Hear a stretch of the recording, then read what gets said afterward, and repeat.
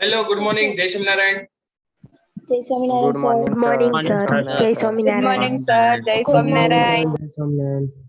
Okay, ચાલો આજે standard 12 chapter number 3 અને લેક્ચર નંબર 4 બરાબર ને?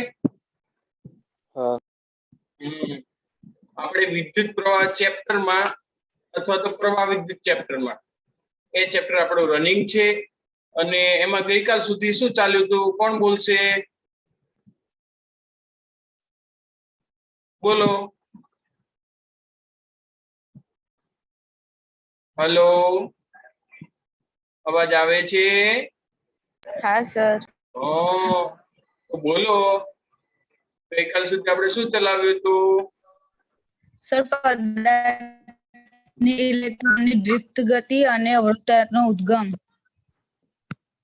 એમાં તમે આકૃતિ દોરીને સમજાયેલું કે A થી 2 સુધી ઇલેક્ટ્રોનની ગતિ તો વિદ્યુત ક્ષેત્ર લાગુ પાડેલું હોય અને વિદ્યુત ક્ષેત્ર લાગુ ના પાડેલું હોય એમાં એની ગતિ દર્શાવી હતી, જેમાં જે વધુ ઘસડાઈને જાય તેને ઇલેક્ટ્રોનની ડ્રિફ્ટ ગતિ કહે છે. પછી એની પરથી આપણે સૂત્રો તારવ્યા હતા. બરાબર છે. પછી 1/n અને સિગ્મા n નીચે I = 1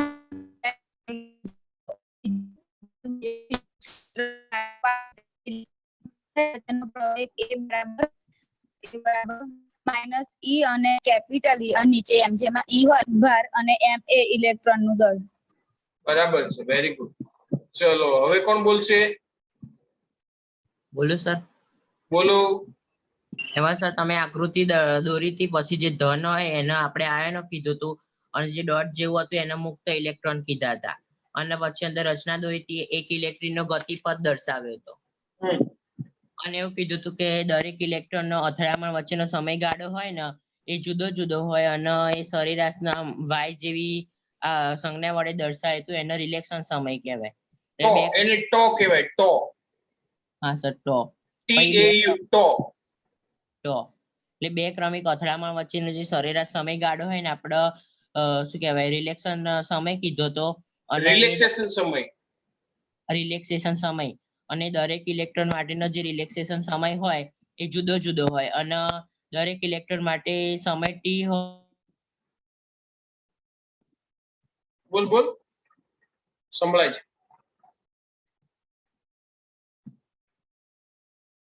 અવાજ કટ થઈ ગયો તારે. હેત અવાજ કટ.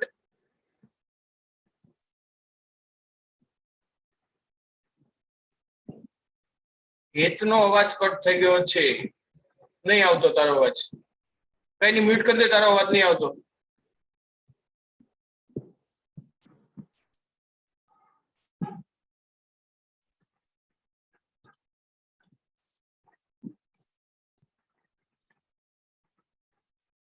ओके बेटा, मेरी आवाज आ रही है? हाँ sir. Okay, there was a little bit interruption was there. Network જતું રહ્યું એટલે હોટસ્પોટ પર શરૂ કર્યું છે. ઓકે, વાંધો નહીં. તો ચાલો, તમે કઈ બોલ્યા હશો પણ મને અવાજ આવતો બંધ થઈ ગયો હતો છેલ્લે. તો આજે ચેપ્ટર 3 નો લેક્ચર નંબર 4 બરાબર ને? ગઈકાલે આપણે સૂત્ર ફાઇનલ વીડી સોરી છેલ્લે સૂત્ર કઈ તારવ્યું હતું મને યાદ નથી. છેલ્લે ક્યાં સુધી સૂત્ર તારવ્યું હતું? બોલો. સદિશ VD = -E સદિશ E upon m into τ. બરાબર છે. ગઈકાલ સુધી એને મેં કહ્યું હતું કે સૂત્ર તમે યાદ પણ રાખજો. બરાબર ને? હા સર. ઓકે, ચલો એનોટેશન બંધ કરી દઉં પેલા તમારા માટે.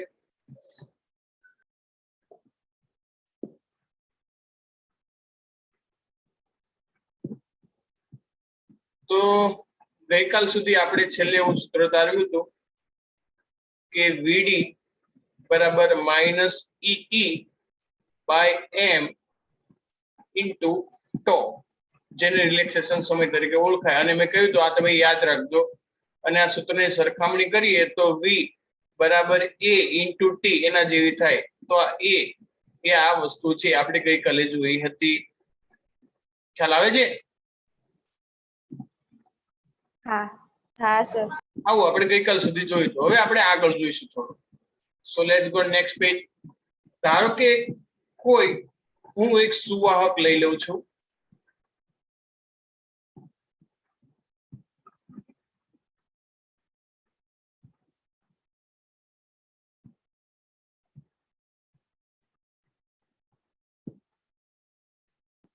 આ કોઈ એક સુવાહક છે.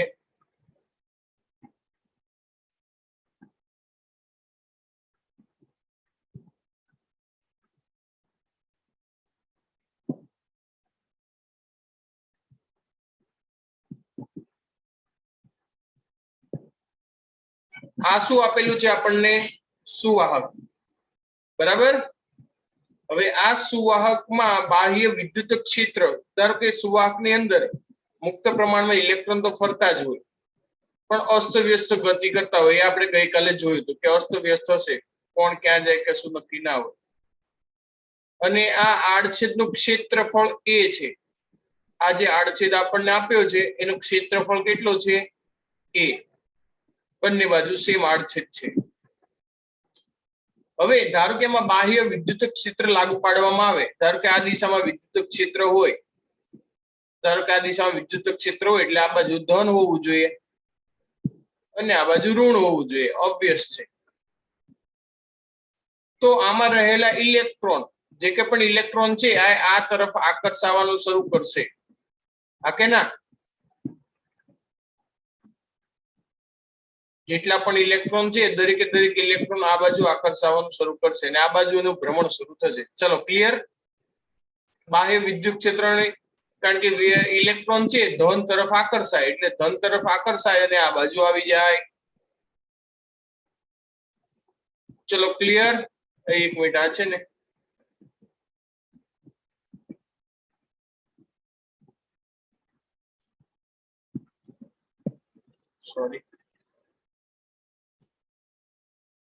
Sorry sir.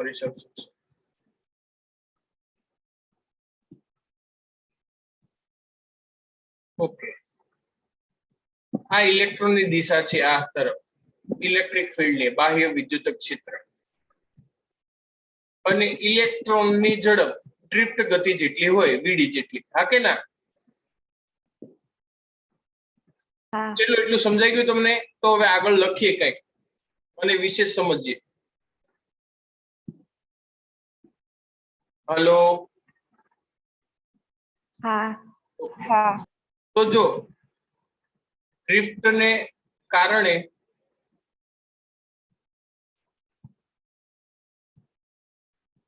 બાહ્ય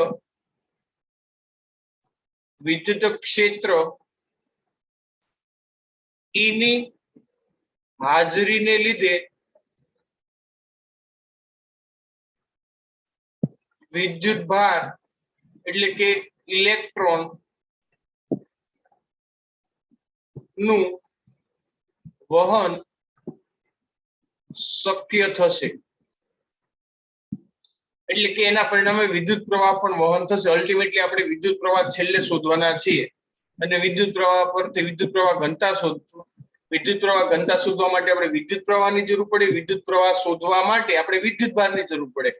હવે વિદ્યુત ભાર કેટલો પસાર થાય છે એ બધું આપણે જોવું પડે કે કેટલો વિદ્યુત ભારને જોઈ તો શકતા નથી.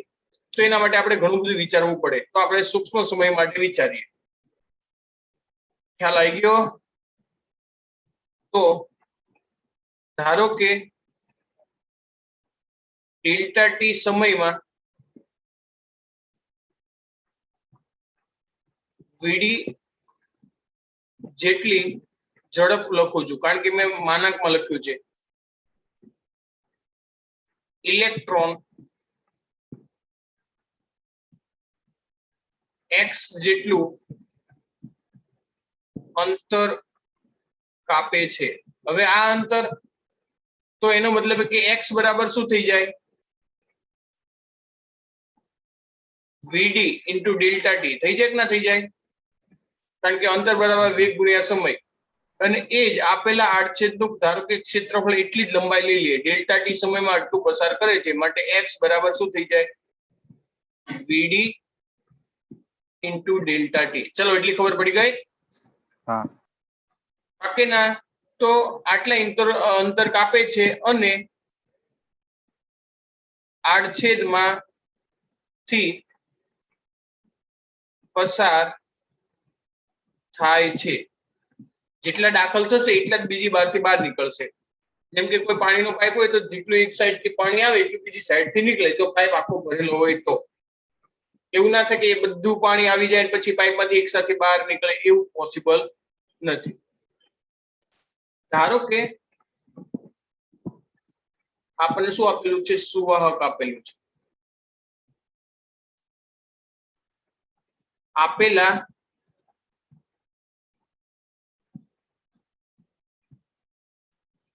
સુવાહક માંથી અથવા તો આપેલા સુવાહકમાં એકમ કદ દીઠ ઇલેક્ટ્રોનની સંખ્યા સ્મોલ n છે, તો કુલ ઇલેક્ટ્રોન ની સંખ્યા કેપિટલ N હોય તો કેપિટલ N બરાબર શું થઈ જાય? સ્મોલ n ગુણ્યા, આવજો તમે સમજજો, લખવાનું નહીં પણ સમજવાનું. જમણી બાજુ n શું છે? માત્ર સંખ્યા છે કે નહીં? કુલ ઇલેક્ટ્રોન ની સંખ્યા છે કે નહીં? હા. ડાબી બાજુ સ્મોલ n શું છે? એકમ કદ દીઠ સંખ્યા. હા કે ના? હવે જો ડાબી બાજુ જમણી બાજુ સરખી કરવા જાય તો એકમ કદ દીઠ, મારે એનો મતલબ કે મારે કદ વડે ગુણાકાર કરવો પડે કે ના કરવો પડે? અહીંયા હા કે ના? તો જ આ સરખું થાય ને. કદ જતું રહ્યું તો આ આપણને ખબર પડી ગયું કે આ કદ એટલે એકમ કદ ને કદ જતું રહ્યું તો આ બાજુ પણ સંખ્યા મળી જાય. ડાબી બાજુ જમણી બાજુ સંખ્યા. ચલો એટલું ક્લિયર? સર એક વાર ફરી સમજાવો. હા, સ્મોલ n શું છે? એકમ કદ દીઠ ઇલેક્ટ્રોન ની સંખ્યા છે. એટલે ધારો કે મારી પાસે આખો રૂમ છે, એમાં કરોડો ઇલેક્ટ્રોન છે, એમાં હું એક કદમાં લઈ લઉં કે ધારો કે 1 × 1 મીટરમાં 10 કરોડ ઇલેક્ટ્રોન છે. મેં એ સંખ્યા ફિક્સ કરી દીધી, તો આખી કુલ સંખ્યા કેટલી થાય? તો હું કદ વડે ગુણાકાર કરી દઉં આખા રૂમનો, તો મળી જાય કે ના મળી જાય? જેમ કે આ બોટલમાં એક ઢક્કન છે, એક ઢક્કનમાં એટલું પાણી છે, તો મારે આખું પાણી ગણવું હોય તો મારે શું કરવું પડે? આ ઢક્કન ગુણ્યા બોટલનું કદ કરી દઉં તો ટોટલી પાણી મળી જાય કે ના મળી જાય? હા કે ના? કંઈક તો પાડો. તો પૂછો છો, પૂછું સમજાવું છું, તો હું પૂછું ચલો બરાબર, તો આ કે ના પાડે ને સમજી જાય એટલે આમ કરી દે. હવે તમે આમ કરી દો, મને થોડા તમે દેખાવાના છો. પૂછો તો પાછો રિપ્લાય આપો. ચલો, તો માટે n બરાબર શું થઈ જાય? માટે n બરાબર n ગુણ્યા કદ. કદ એટલે ક્ષેત્રફળ ગુણ્યા લંબાઈ, એટલે a × x. માટે n ગુણ્યા a, x બરાબર આપણને ખબર છે vt × ડેલ્ટા t. ચલો, ખ્યાલ આવી ગયો?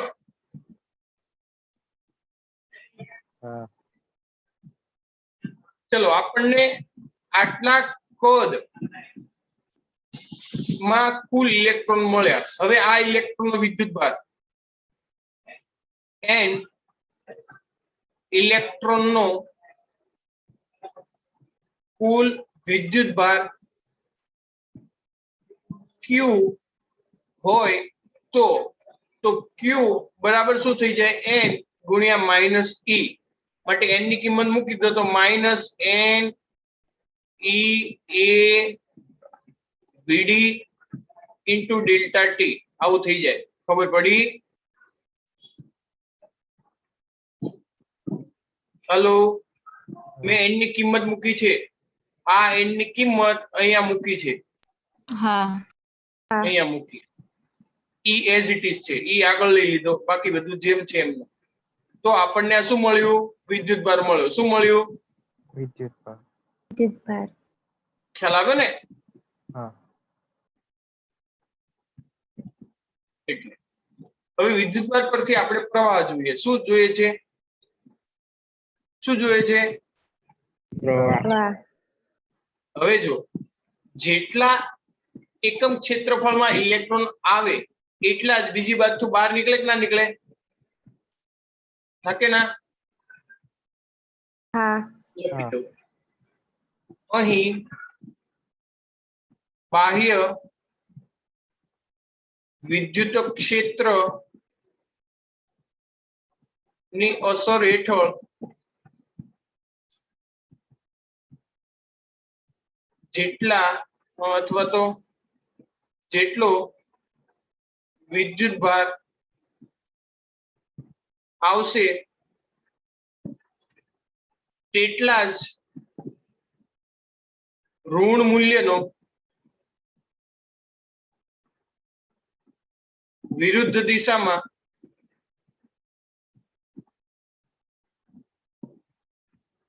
પસાર થશે.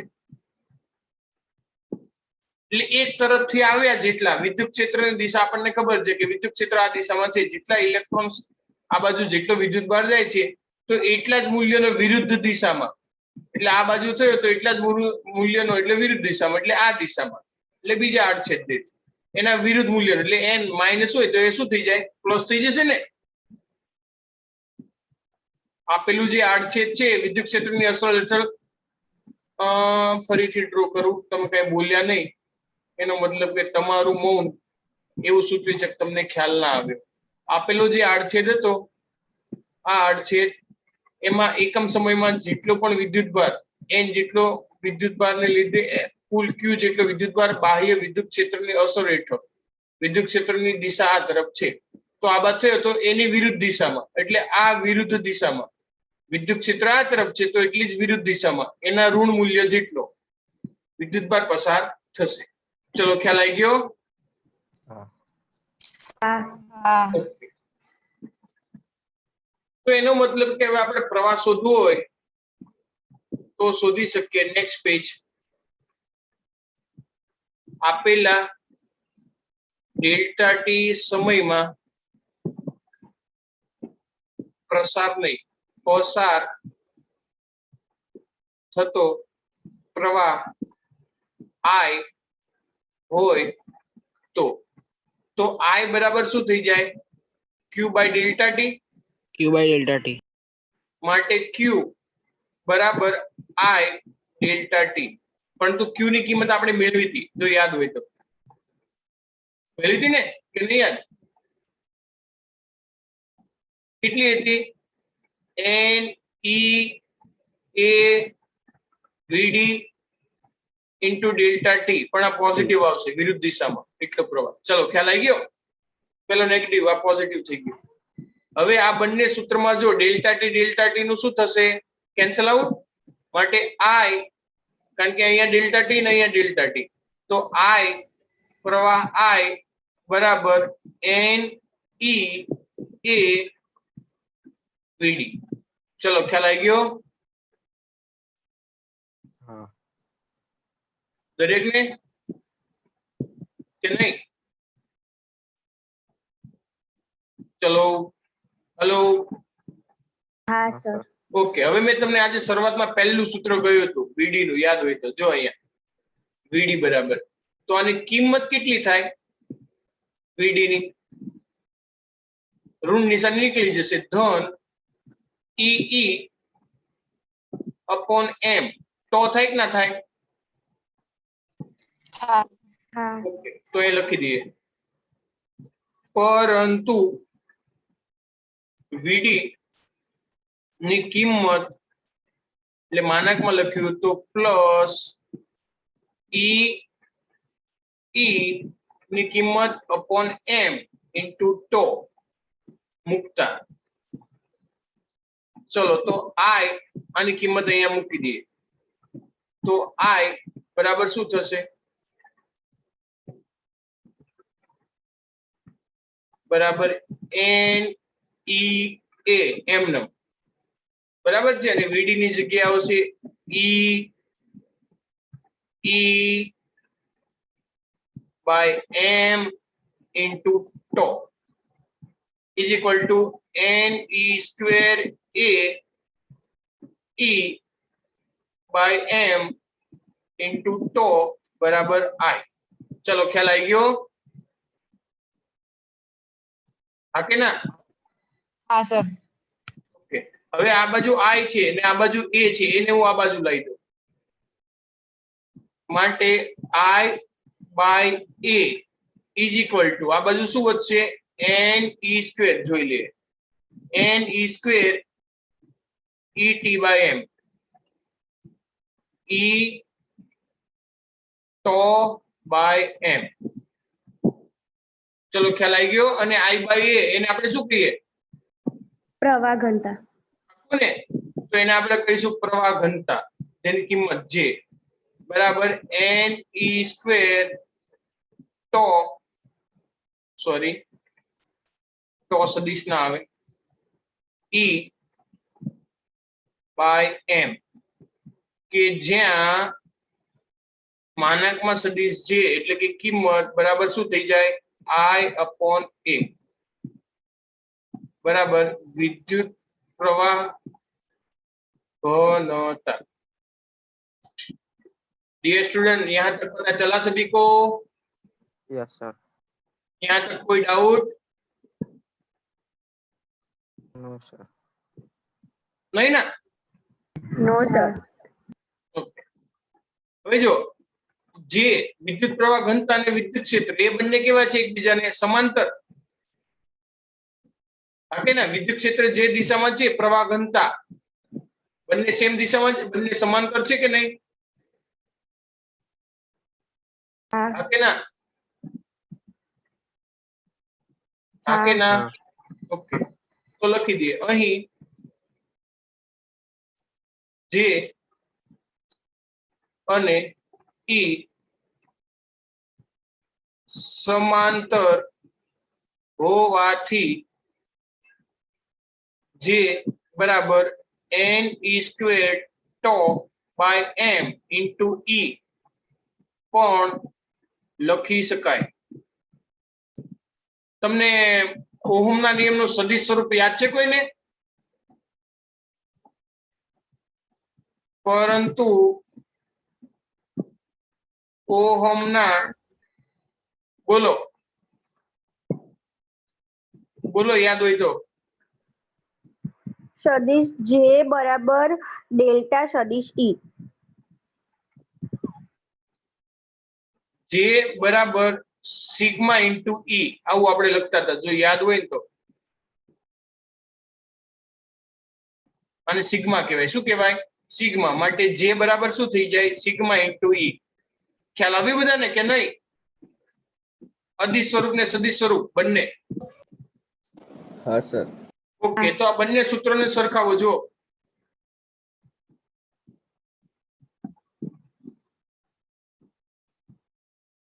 ચલો બંને સૂત્રને સરખાવો તો એના ઉપરથી આપણને શું મળે?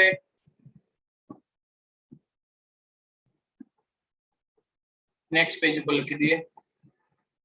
બંને સૂત્રોને સરખાવતા જે જે ઈ, તો એનો મતલબ કે સિગ્મા બરાબર NE square tau by M મળશે.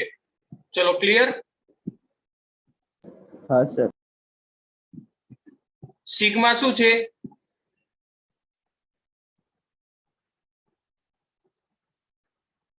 જેને વાહકતા કહેવામાં આવે છે, ખબર છે ને? હા. અને વાહકતાના વ્યસ્તને શું કહેવાય? પરંતુ જો આપણે એક્સ્ટ્રા કરવું હોય તો સિગ્મા બરાબર 1/ρ, માટે ρ બરાબર 1/સિગ્મા એટલે M/NE square tau. જ્યાં ρ ને શું કહેવામાં આવે છે? અવરોધકતા. અવરોધકતા કહે છે. ચલો એટલું ક્લિયર? હા. સૂત્ર યાદ રહેશે? સિગ્મા બરાબર NE square tau by M. હા કે ના? હા. યસ. અને આનું પારિમાણિક સૂત્ર તમે જોવું હોય તો જોઈ શકો n નું પારિમાણિક સૂત્ર e ટો m તો વાહકતાનું મળી જાય એવી રીતે અહીંયા પણ મળી જાય જો તમારે ચેક કરવું હોય તો ફોર MCQ. ચલો એટલું ક્લિયર? હા કે ના? હા. એનો મતલબ કે આપણે જે આ સૂત્ર તારવ્યું આ સૂત્ર ઓહમનો નિયમ જ કહેવાય કે ના કહેવાય? હા. આ સમીકરણ ઓહમનો નિયમ જ છે. चलो क्लियर नहीं इतना? याद रहेगा ना कि हाँ। भूल जाओगे? हाँ। ओके चलो तो तुमने सूत्र पूछा परीक्षा में सिग्मा बराबर n square tau by m સુધી તારવો તો તમે અહીં સુધી તારવાનું થાય તો તમારે આજનામાં જેટલું લખ્યું એટલું તારવી દેવાનું અહીંથી શરૂઆત કરવાની ખ્યાલ આવી ગયો? હા. સવાલમાં એવું પૂછાય અહીંયા લખી દે કે સિગ્મા બરાબર n square tau by m મેળવો તો તમારે મેળવી દેવું પડે અથવા એવું પૂછાય કે ઓહમના નિયમનું n square tau by m બરાબર સિગ્મા વાળું સૂત્ર મેળવો તો એ પણ મેળવી શકાય અથવા તમને શબ્દ સ્વરૂપે પૂછે તો ઓહમના નિયમ પરથી વાહકતા અને રિલેક્સેશન સમય વચ્ચેનું સૂત્ર મેળવો તો એ પણ તમે મેળવી શકો. ચલો ખ્યાલ આવી ગયો? હા. બસ યાદ રહી ગયું ને? હા. ઓકે હવે જો મેં તમને ગઈકાલે કહ્યું હતું કે યાદ રાખજો એક સૂત્ર છેલ્લે ખબર છે કયું સૂત્ર કહ્યું હતું? રીડી ડ્રિફ્ટ વેગ is equal to minus e by m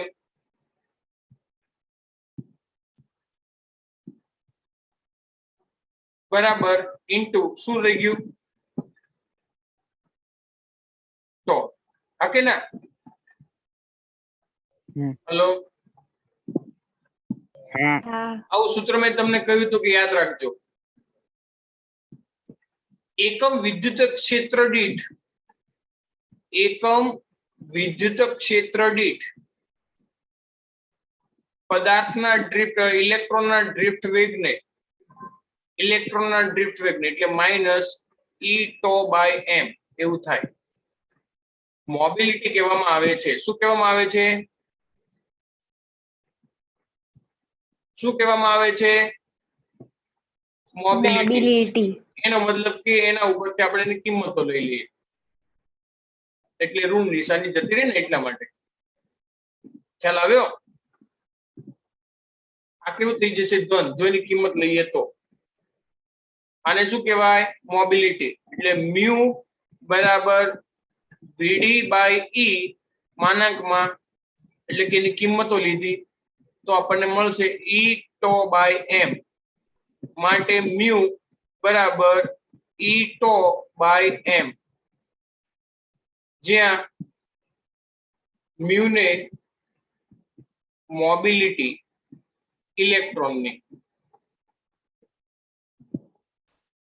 ઇલેક્ટ્રોનની મોબિલિટી કહે છે. ચલો ખ્યાલ આવી ગયો? હા કે ના? મોબિલિટી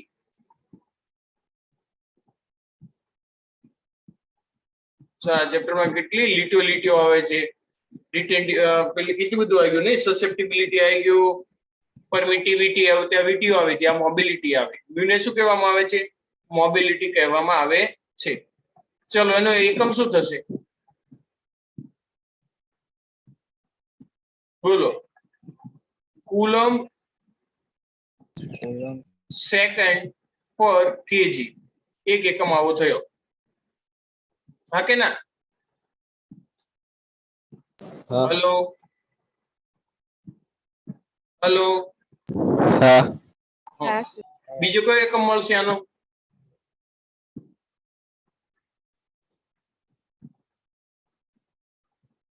બોલો બોલો એ તમે આના ઉપરથી મેળવ્યો,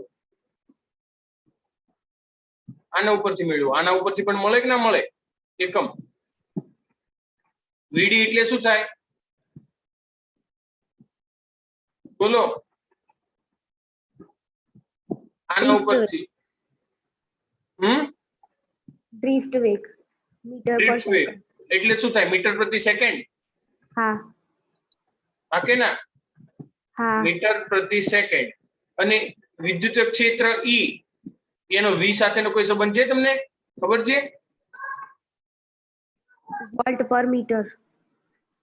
વોલ્ટ પર મીટર ને, મીટર હા એટલે વોલ્ટ પર મીટર એટલે મીટર સ્ક્વેર આવું થઈ જાય. ચલો ખ્યાલ આવ્યો? હા સર. હા આ એનો બીજો એકમ થયો, આ પણ થયો કુલમ સેકન્ડ. હજી કુલમ ને તમે એમ્પિયર માં ફેરવો તો એના ઉપરથી પણ તમે લખી શકો. ખ્યાલ આવે છે? અથવા તમે શું લખી શકો? ચલો કુલમ અને એમ્પિયર વચ્ચેનો સંબંધ શું છે બોલો? અલ્યા ભલા માણસો, I બરાબર Q બાય આ T બરાબર એટલે Q બરાબર IT. તો કુલમ હોય તો કુલમ બરાબર શું થાય? Ampere into second. એવું થાય કે ના થાય? માટે ampere second square by kg આવું પણ થાય. જો જુદા જુદા સૂત્ર તમે તારવી શકો અલગ અલગ કે ના તારવી શકો? આ તો મેં 2-3 મને યાદ આવે તો 2-3 તમને કહ્યું. એકમો પારિમાણિક સૂત્ર શું થાય? આ બધા જ એકમો હતા. પારિમાણિક સૂત્ર શું થશે બોલો? છેલ્લા ઉપરથી ઈઝી પડે. પારિમાણિક સૂત્ર કિલોગ્રામ એટલે m-1, પછી લેન્થ તો છે ને L0, સમય T2 અને A1. આવું થાય કે ના થાય? હા કોઈ પણ ઉપરથી તારવી શકો, આના ઉપરથી, આના ઉપરથી, કોઈ પણ ઉપરથી. રેડી? પણ આપણને આ ઈઝી પડે એટલા માટે. ચલો યાદ રાખશો મોબિલિટી કે નહીં યાદ રાખો? બોલીએ ના. અહીંયા લખી દેવાનું. જ્યાં ઈ એ શું છે? વિદ્યુત ભાર. કોનો? ઈ શું છે? ઇલેક્ટ્રોન નો વિદ્યુત ભાર. એમ શું છે? ઇલેક્ટ્રોન નું ઇલેક્ટ્રોનનું દળ. દળ. હવે જો આપણે કોઈ થિયરીમાં એકવાર લખ્યું પણ અલગ અલગ થિયરી પૂછાય તો અલગ અલગ થિયરીમાં લખવું પડે. અને ટો શું છે? બે ઇલેક્ટ્રોનની અથડામણ વચ્ચેનો સરેરાશ સમય. હા કે ના? હા હા કે ના? હા લખી દેવાનું. ઇલેક્ટ્રોન નો અથડામણનો સરેરાશ સમય, જેને આપણે રિલેક્સેશન સમય કહીએ છીએ. તમને યાદ હશે કે ભૂલી ગયા? ચલો ક્લિયર? હા એટલું આવડશે ને કે નહીં આવડે?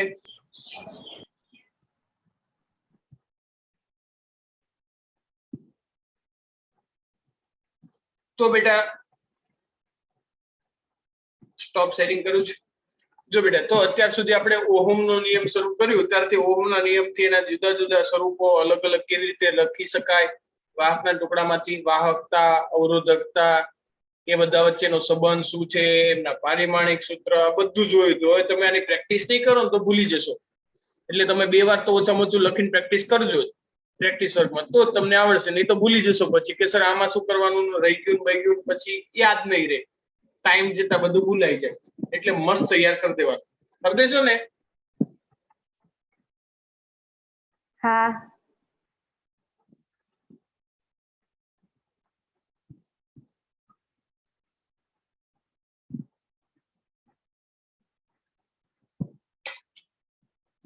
સર સ્ક્રીનશોટ લેવાના બાકી છે. ओहो क्या बात है. चलो तो फिर मैं एक बार शेयर कर देता हूँ, फिर से स्क्रीनशॉट ले लीजिए.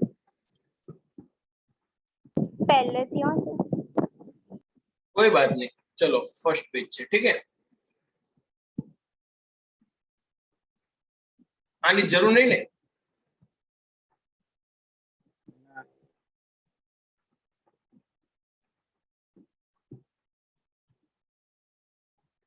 મળી ગયો.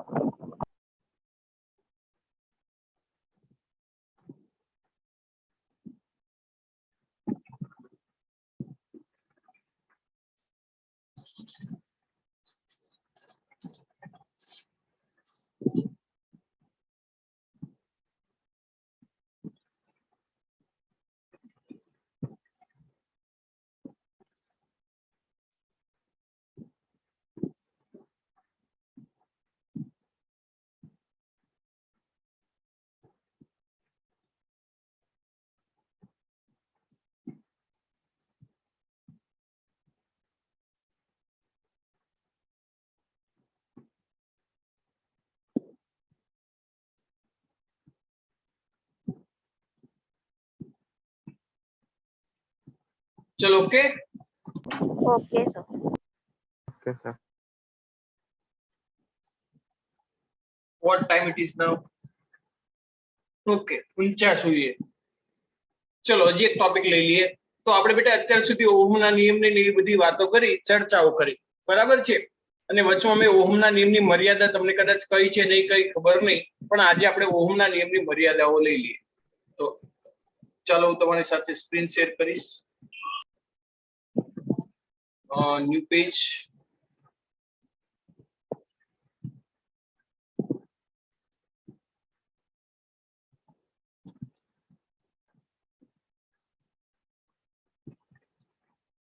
ઓહમના નિયમની મર્યાદા. હવે જો ઓહમનો નિયમ શું છે ખબર છે ને બધાને કે નહીં ખબર? R બરાબર શું થાય? Rho L by V upon I. હા કે ના? સિમ્પલ. હા.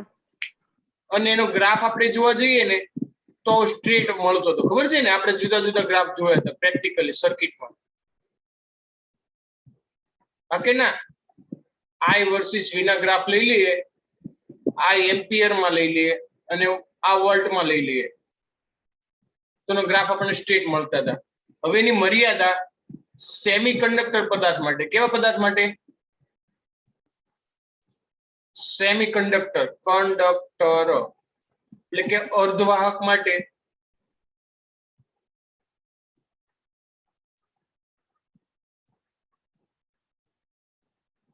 ઓહમનો નિયમ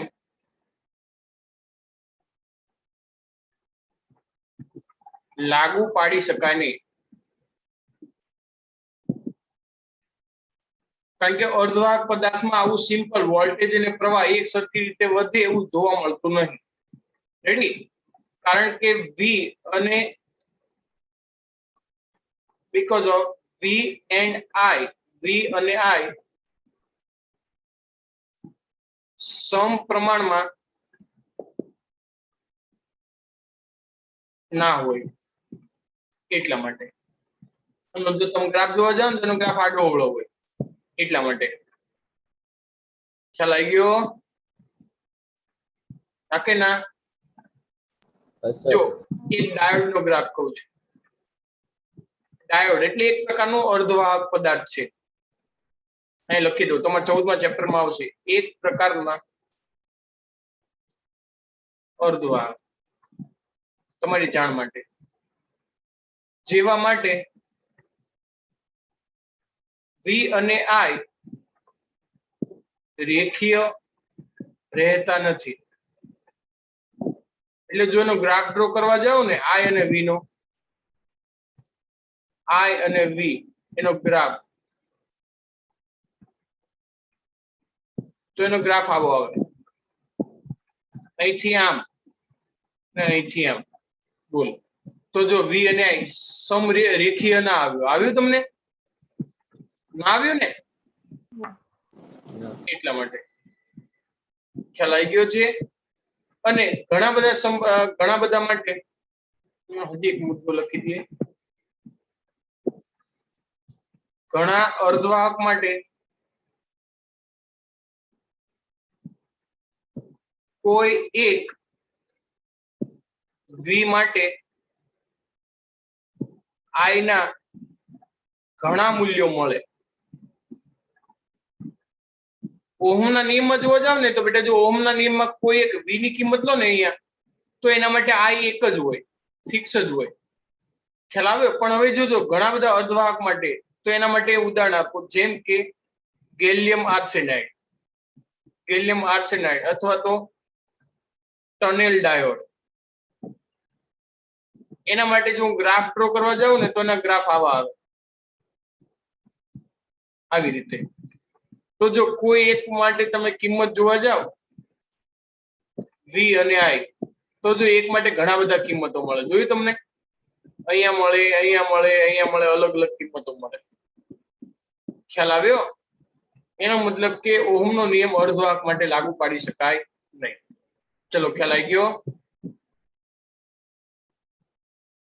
સ્ક્રીનશોટ લઈ લીધો? હા સર. ઓકે ચલો. તો એથી કહાની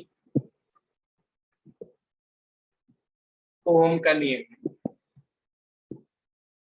ओम का नियम ની મર્યાદા. ચલો ખ્યાલ આવી ગયા? Yes, sir. ઓકે ચલો આજે 54 થઈ છે.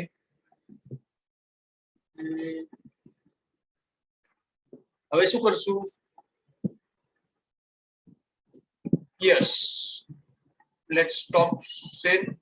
મેં તમને અવરોધકતા, લંબાઈ અને ક્ષેત્રફળ સાથે કેવી રીતે બદલાય એનું સિમ્યુલેશન મેં તમને નહીં આપ્યું. અત્યારે થોડો ટાઈમ છે તો સિમ્યુલેશન કે અવરોધ હોય તો એની લંબાઈ સાથે ક્ષેત્રફળ સાથે કેવી રીતે ફેરફાર થાય જો અવરોધકતા કોન્સ્ટન્ટ લઈ લઈએ તો એનું એક સિમ્યુલેશન છે સરસ મજાનું. જો મને મળી જાય તો તમને અત્યારે તમારી સાથે શેર કરીશ. બરાબર? ચલો મળી ગયું છે. Let's share.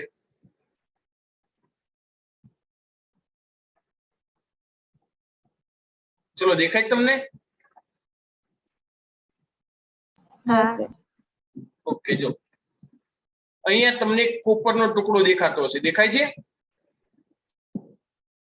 હા સર. એલ લંબાઈનો એક ટુકડો. એક મિનિટ, જો હું બધું દર્શાવી દઉં પેલા શું છે.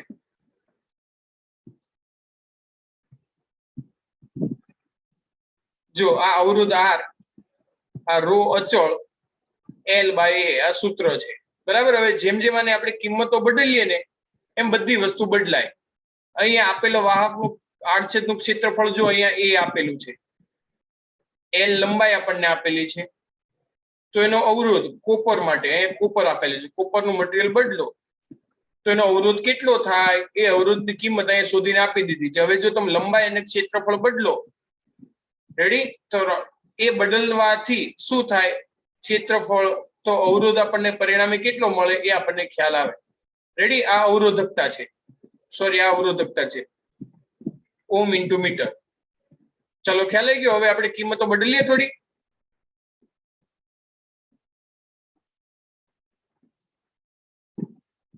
જો જોયું જેમ લંબાઈ બદલ્યામાં શું થાય છે? અવરોધ બદલે છે. જોયું? લંબાઈ વધે સૂત્રમાં જોજો એમ અવરોધ વધે. જોયું તમે? હા કે ના? હા સર. તમે સિમ્યુલેશનમાં બાજુમાં જો બંને વસ્તુ એક સાથે બદલાય, લંબાઈ વધે તો અવરોધ વધે. ચલો એ ફિક્સ કરી દઉં છું કોઈ પણ. હવે ક્ષેત્રફળ વધવાથી જો રિવર્સ પ્રમાણમાં વધે. જો ક્ષેત્રફળ ઘટ્યું તો અવરોધ વધ્યો, ક્ષેત્રફળ વધ્યું તો અવરોધ ઘટ્યો, ક્ષેત્રફળ ઘટ્યું તો અવરોધ વધ્યો. ટિંગ ટોંગ. અને નીચે ફિગરમાં જુઓ છો તમે, દેખાય છે ને? હા. અને કુલ અવરોધ ગણીને અહીંયા નીચે આપી દે છે. આ કોપર માટે કર્યું. ખ્યાલ આવ્યો? હવે ધારો કે કોપરની જગ્યાએ મટીરીયલ આપણે લઈ લઈએ સોનું. એટલે શું થાય? એજી ને કે સિલ્વર થાય? एयू એટલે સોનું. चलो सोना कितना सोना है, सोना कितना सोना है. चलो डेसीमीटर લીધું, આ સેન્ટીમીટર માં લઈ લીધું, આ મિલીમીટર. રેડી? બદલીએ સેન્ટીમીટર, ડેસીમીટર, મીટર. ઓહો, સેન્ટીમીટર સારું લાગે નહીં? ચલો સેન્ટીમીટર.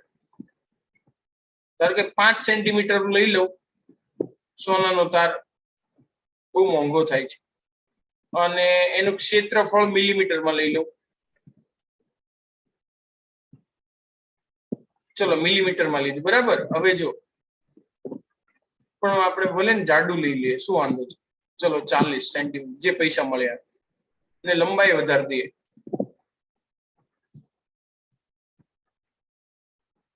ચલો હવે જો લંબાઈ અને બધું બદલતા જો લંબાઈ વધ્યું તો સોનાનું કેટલું થાય નેનો ઓહમમાં આવે જો સોનામાં અવરોધ એકદમ ઓછો જોયું તમે એનું ક્ષેત્રફળ વધાર્યું એટલે ક્ષેત્રફળ ઘટાડી દઉં તો શું થાય જોજો મિલીમીટર સ્ક્વેર કર તો જો માઇક્રો ઓહમ આવી ગયો જોયું નેનોમાંથી કિંમત વધી જોયું તમે જો લંબાઈ ફિક્સ કરી દો ધારો કે મેં 5 સેન્ટીમીટરની લંબાઈ રાખી છે સોનાના તારની હવે એનું આડછેદનું ક્ષેત્રફળ 5 સેન્ટીમીટર એટલે જાડો હોય તો અવરોધ જો તમને કેટલો મળ્યો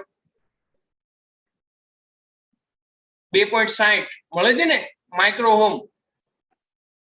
હા કે ના હા ઓકે તો એના માટે ત્રિજ્યા હવે જો હું બદલું છું 5 ની જગ્યાએ 50 કર્યું તો 260 નેનોમીટર ક્ષેત્રફળ વધ્યું તો અવરોધની કિંમત ઘટી માઇક્રોમાંથી નેનો થઈ ગયો જોયું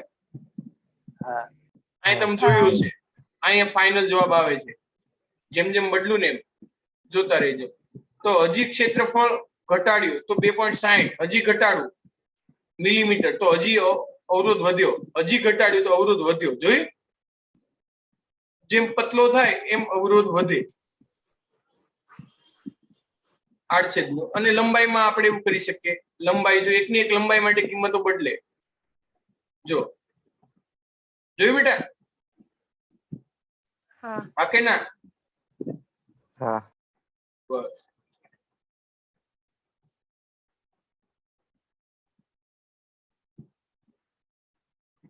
લંબાઈ એટલી બધી વધી ગઈ 500 મીટર જોઈ તમે એટલે સળિયો લાંબો થઈ ગયો કેટલી બધી લાંબી પટ્ટીઓ થઈ ગઈ અને નીચે જે છે ને અવરોધનો સિમ્બોલ છે નીચે જે પેલું તમને ફિરકી જેવું દેખાય છે ને હલો નીચે દેખાય છે આકૃતિમાં ફિગર જેવું તમને ફિરકી જેવું નીચે કે નહીં દેખાતું હવે દેખાશે જો ફિરકી જેવું હા જો એ અવરોધ નીચે એની સંજ્ઞા હું પછી તમને સમજાવવાનું છું ચલો આજના માટે એટલું બસ હું સ્ટોપ કરું છું સર તો બેટા મેં તમને એક આ સિમ્યુલેશન એક્સ્ટ્રા આપ્યું કે કેવી રીતે હોય છે શું બદલે છે વધારે એ પ્રમાણે ઠીક છે તો આજના દિવસનું વ્યવસ્થિત તૈયાર કરી દેજો આપણે ફરી મળીશું દરેક વિદ્યાર્થીઓને બાય બાય જય સ્વામિનારાયણ બાય બાય સર